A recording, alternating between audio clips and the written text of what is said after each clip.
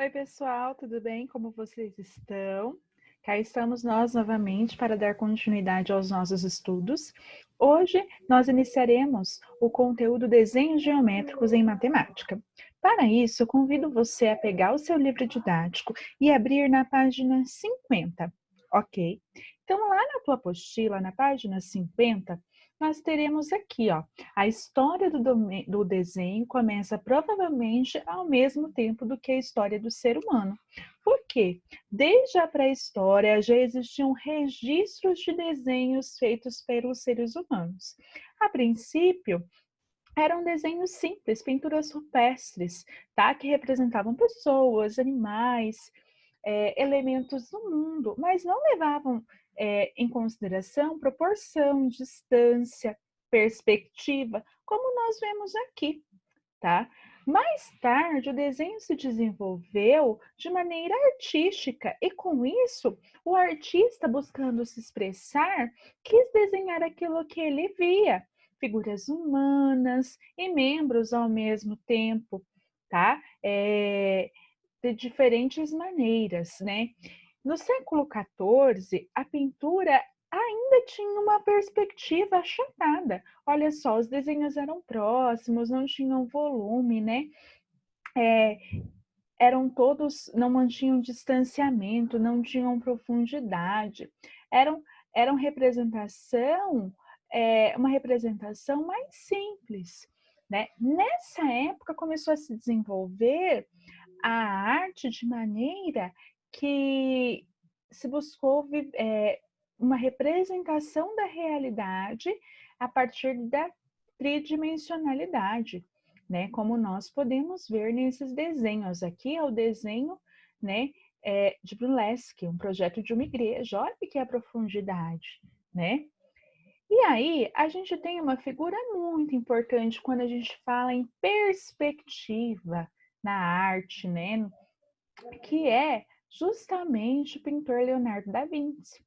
Da Vinci, ele foi muito importante, porque ele, além de artista, ele era um pintor, né? E ele foi a primeira pessoa que começou a perceber que a distância influenciava muito a perspectiva de um desenho. Como assim, prof? Então, assim, ele começou a perceber que quanto mais longe nós víamos um objeto, menores eles pareciam. Ele começou a perceber isso e ele começou a representar isso na pintura dele. Foi uma técnica inovadora, tá? A gente pode ver isso, ó, através dessas figuras aéreas. Quanto mais longe, menor fica. Olha aqui essa figura aérea, provavelmente de um satélite, ó, a gente vê, quase não vê o que ele buscou retratar. Aqui, mais perto, já fica mais nítido, tá? Então, a gente vê o seguinte, que a partir daí se começou a pensar o desenho de maneira mais geométrica. E é nisso que nós iremos nos concentrar, tá? Então, nós vamos lá na seção lápis na mão e nós vamos ver os cubos. Nós já conversamos a respeito dos cubos anteriormente e agora nós vamos ver passo a passo como desenhá-los, tá? Então aqui, ó, a gente tem uma malha quadriculada, tá? E aí pede para que a gente marque um pontinho no canto esquerdo, para que assim nós possamos fazer um quadrado. Em seguida, pede para que nós marquemos acima do quadrado que a gente fez um ponto verde. E começando pela direita, tracemos um outro quadrado. No terceiro passo, nós devemos unir as vértices correspondentes dos dois quadrados, como no modelo. Então, aqui se uniu, né, as vértices, e aqui nós temos o cubo, né? Quando a gente apaga algumas dessas arestas, ó, a gente tem essa noção de tridimensionalidade e aí a gente tem o cubo como ele é.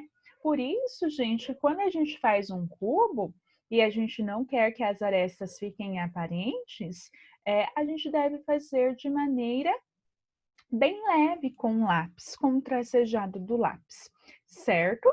Então, agora aqui na nossa atividade, vocês devem fazer um cubo seguindo as instruções que nós tivemos acima.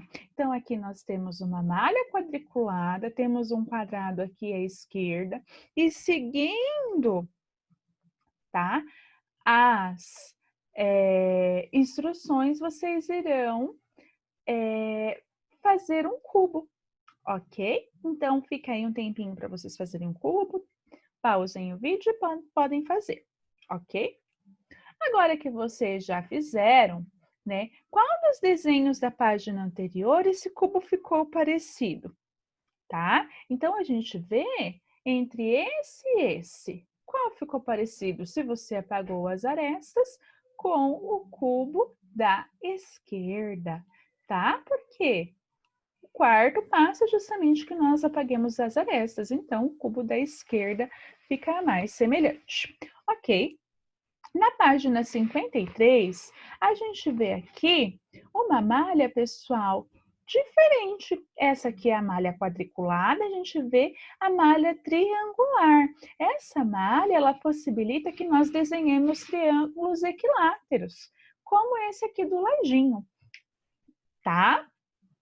Então, aqui a gente tem o modelo de um cubo e vocês devem reproduzi-lo aqui, nessa malha triangular. Então, vocês devem tentar reproduzir, tá?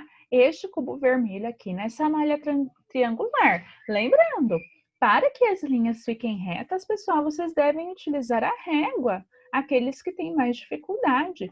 Ou faça um traço bem fino, de maneira que ele fique o mais reto possível, como os pontinhos aqui são bem perto.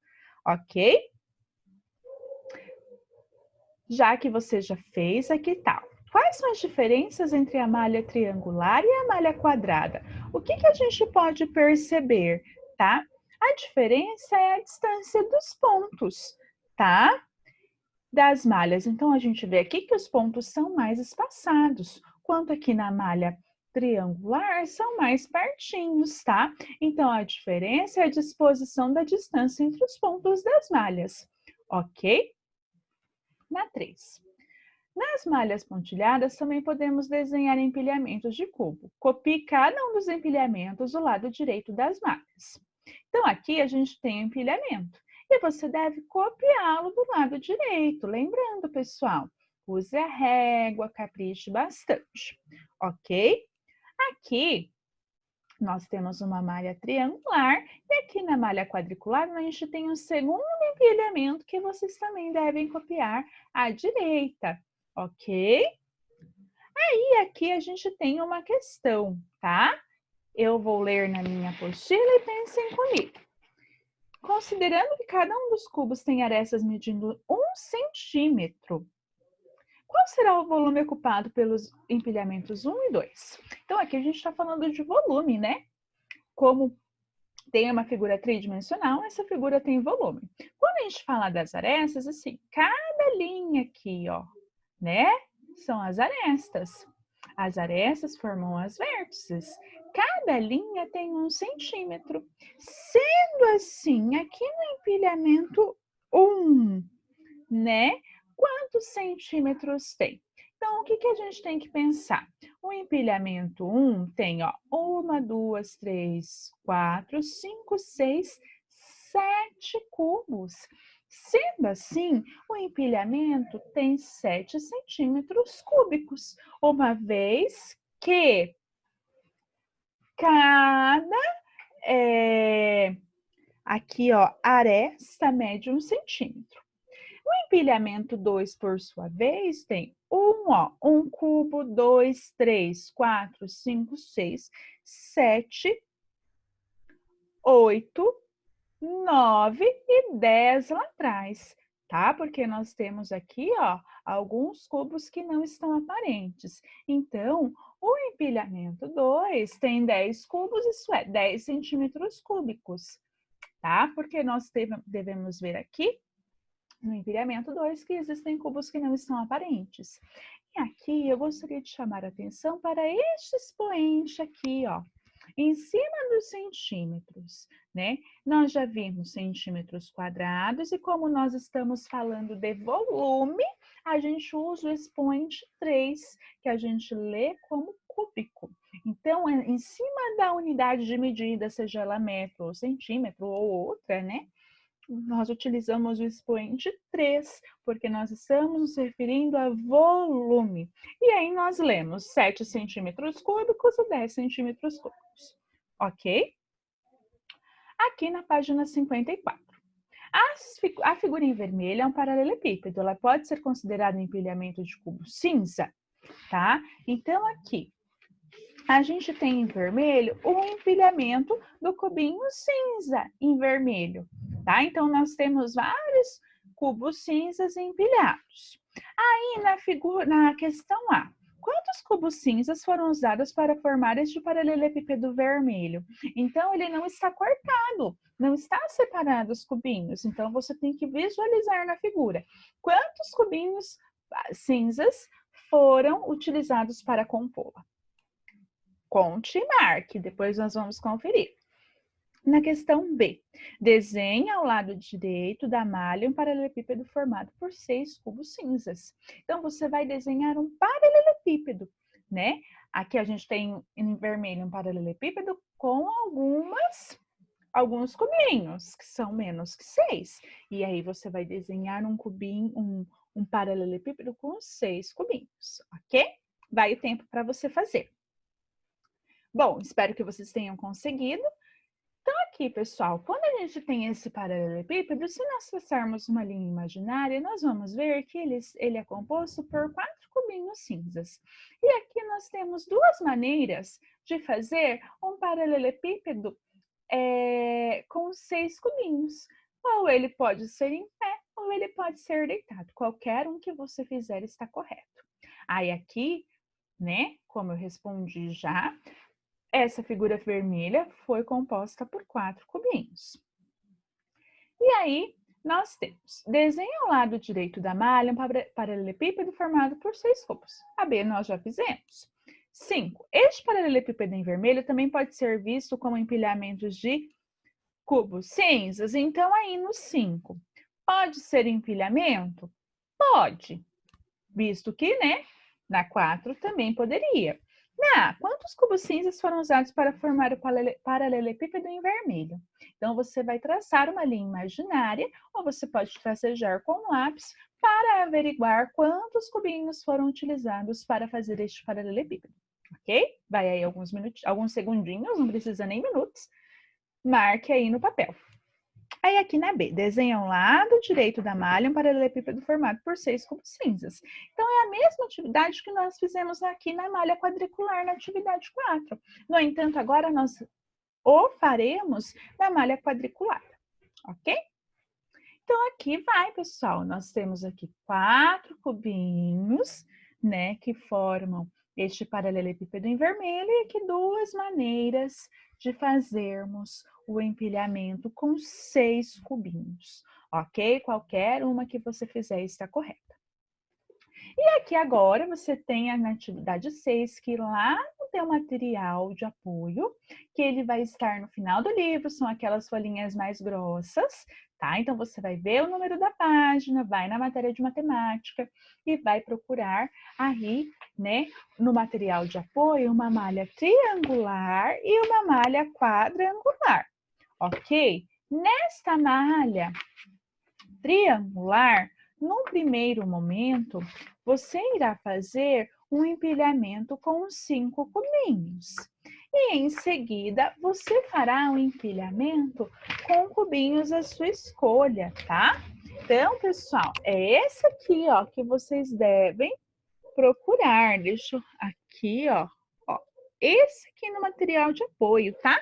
Aqui o meu tá página 54, atividade 6, na terceira página do material de apoio de matemática, tá? Então, você vai fazer um empilhamento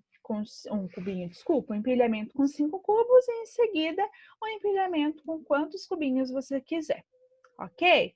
Depois que você fizer isso, você vai marcar. Meu empilhamento tem quantos cubos? Quantos cubos você vai fazer o teu empilhamento. E depois, na malha quadriculada, tá? Você vai fazer um empilhamento de 8 cubos e um empilhamento à sua escolha. Lembrem-se, gente, da diferença entre a malha quadriculada e triangular. A quadrangular, a distância entre os pontos é maior. Caso você ainda tenha dúvida, vá nas atividades que nós acabamos de fazer, ok? Para que você possa sanar essa dúvida. Qualquer coisa, eu estou à disposição também. Depois que você concluir o desenho, você vai colá-lo no seu caderno de matemática, ok? Deixando lá bem bonitinho. Se quiser pintar um empilhamento, pode pintar, pode caprichar, pode fazer bem bonito, tá bom? Galerinha, então por hoje é só. Que Deus abençoe nosso dia e nós nos vemos em outro momento. Tchau, tchau!